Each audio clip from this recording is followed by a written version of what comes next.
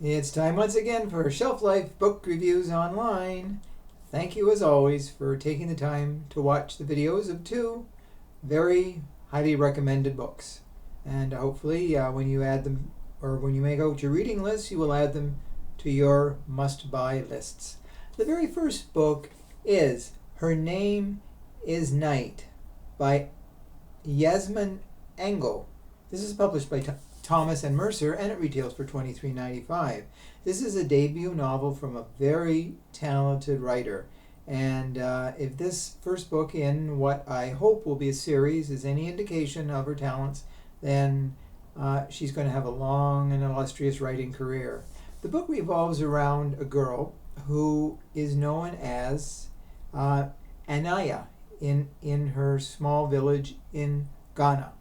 Her father is the chieftain of that village, and her father's name is Michael Asim. Now, it's a small community, and everybody gets along, and everyone is respected, until a gang of cutthroat marauders come, and they ransack and pillage the village, and they kill many of the people in the village. They take their money. It is a horrific experience. Anaya watches her family massacred, her father's head cut off, and it is a horrifying experience. She is taken from the village and sold into sexual slavery.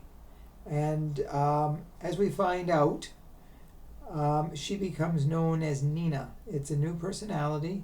And she is, as I said, sold into slavery, and she wants to escape. The person that she has been sold into his domain, he kills and cuts up a prostitute who has come to serve him, and Anaya / Nina must help him cut up the body into small pieces so it can be disposed of. He forces her to do this. She's hesitant, and he starts to abuse her physically when she shows some hesitation, so she goes along with it. Eventually, she does kill the person who she was sold into slavery with, and she escapes. Now, one day she's in a shop, and she sees this very well-to-do lady, and Nina, who basically has nothing, she's fighting for survival, takes a few items. Now the shopkeeper knows she's stolen, and he points it out, and the woman says that she's with this girl, Nina, and she will pay for it. So they both leave. The woman goes down the street, and Nina notices that the woman is being harassed and the woman's life is in danger. So Nina, who in the meantime has gotten a gun, she makes very quick work of the people who have taken, they're trying to take the woman, not hostage, they want to kill her for her money because they know she's rich. So anyways, this woman, whose name is Delphine Knight, she takes Nina under her wing. She invites her back to her place. She's very well to do. Her husband's name is Noble, and he is the head of the African Tribal Council, and they want justice for African people, and to make sure that they are not being treated unfairly and robbed of their dignity. So anyways, long story short here, Nina becomes a fighting machine. She wants to find the original person who was part of the village massacre. His name is Paul Fremont, and she does meet him again, and she doesn't know whether he recognizes her because it's been a few years, and yes, he knows it is her.